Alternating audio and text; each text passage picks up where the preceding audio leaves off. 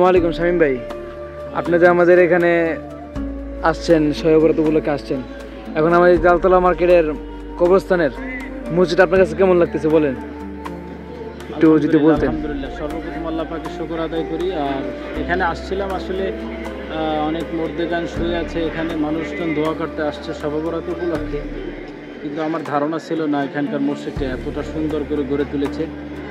সরকারি বাজেটে করেছে সম্ভবত, তারপরে অনেক সুন্দর করেছে। যাদের প্ল্যান খুব নিখুঁত প্ল্যান, এত সুন্দর মসজিদ খিলগাঁও তালতলা কবরস্থানে এত সুন্দর মসজিদ, এটা আমার ধারণা ছিল না। তো অসাধারণ, আপনারা দেখতে পাচ্ছেন, খুবই সুন্দর লাগছে আমার কাছে। ব্যক্তিগতভাবে আমি আশেপাশে এত সুন্দর মডেল দেখি নাই, মানে যেটা কিছুটা বিদেশি আরব দেশের সিস্টেম। কালারগুলোও অসাধারণ, খুব সুন্দর একটা হয়েছে।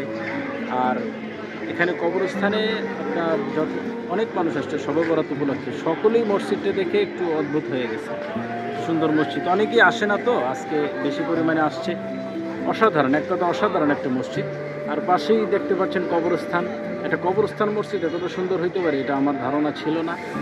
আর লাইটিং ব্যবস্থা, ওভারঅল পার্কিং ব্যবস্থা অসাধারণ। এটা খিলগাঁও তালতলা কবরস্থান এখন বলা যায় ঢাকা সিটির মধ্যে ওয়ান অফ দ্য বেস্ট সুন্দর, এটা বলার অপেক্ষা রাখে না। যেটা আমার কাছে মনে হচ্ছে, আপনাদের কাছে ভিন্ন মনে হতে পারে। এই কবরস্থান এদিকটা একটু দেখান আপনি, এই কবরস্থান এদিকটা আছে, এদিকটা একটু দেখেন ঘুরিয়ে।